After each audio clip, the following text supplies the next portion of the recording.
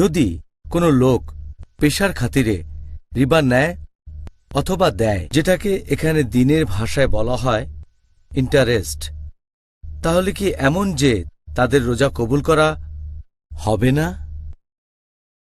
এখানে সুদ বা রিবার কথা যদি বলতে হয়, রিবা একটা বড় গুনাহ, এটা কবিরা গুনাহ। পবিত্র কোরআনে সব মিলিয়ে 8 জায়গায় রিবার কথা বলা হয়েছে। আল্লাহ এই কথা বলেছেন সূরা আল ইমরান অধ্যায় নম্বর 3 আয়াত নম্বর 130, সূরা নিসা অধ্যায় নম্বর 4 আয়াত 161। এরপর 3 বার আছে সূরা বাকারা অধ্যায় 2 আয়াত 275। এছাড়াও আছে সূরা বাকারা অধ্যায় 2 আয়াত 276। তারপর সূরা বাকারা অধ্যায় 2 আয়াত 278 ও 279-তে আছে। আমি এখানে শেষের দুটো বলছি, বিস্তারিত বলছি না। পবিত্র কোরআনে সূরা বাকারা অধ্যায় 2 আয়াত 278 ও 279, তোমরা তোমাদের সুদের যে বকেয়া আছে সেটা ছেড়ে দাও। যদি কেউ সুদের এই দাবিটা না ছাড়ে, রিবা এটা একটা আরবি শব্দ, তোমরা যদি তোমাদের সুদের এই দাবিটা ছেড়ে না দাও তবে আল্লাহ এবং রাসূলের সাথে যুদ্ধের জন্য প্রস্তুত হও। যদি কেউ রিবার সাথে জড়িত থাকে, ইন্টারেস্ট, সুদ, আল্লাহ এবং রাসূল তার বিরুদ্ধে যুদ্ধ ঘোষণা করবেন। এটা খুবই বড় গুনাহ।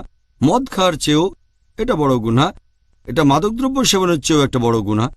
কারণ যদি মদ খান, মাদকদ্রব্য নেন, শুকর মাংস খান, এগুলো বড় গুনাহ, কিন্তু এর জন্য আল্লাহ এবং রাসূল যুদ্ধ ঘোষণা করবেন না। যদি রিবার মধ্যে জড়িয়ে পড়েন, সুদ নেন বা সুদ দেন, সুদ দেয়া বা সুদ নেয়া, এ দুটোই বড় গুনাহ। যদি কেউ রিবায় জড়িত থাকে, এমনিতে এতে তার রোজা ভেঙে যাবে না।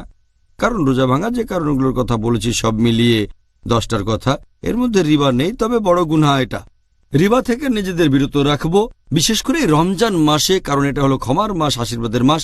এতে করে আপনার পুরস্কার শুধু কমে যাবে, তবে রিবার কারণে আপনার রোজা ভেঙে যাবে না, রোজা বাতিল হয়ে যাবে না, কিন্তু তার পুরস্কার কমে যাবে। আমাদের নবী মুহাম্মদ সাল্লাল্লাহু আলাইহি ওয়াসাল্লাম বলেছেন, এটা আছে সহিহ বুখারীতে খণ্ড নম্বর 3 বুক অব ফাস্টিং হাদিস নম্বর 1903।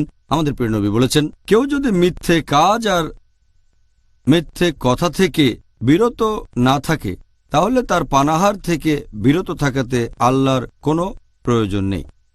যদি কোনো মানুষ বিরত না থাকে খারাপ কাজ থেকে, গুনার কাজ থেকে, হারাম কাজ থেকে, তার পানাহার থেকে বিরত থাকায় আল্লাহর কোনো প্রয়োজন নেই। রিবার সাথে জড়িত থাকলে তার রোজা থাকার পুরস্কার কমে যাবে, হয়তোবা সে কোনো পুরস্কার নাও পেতে পারে।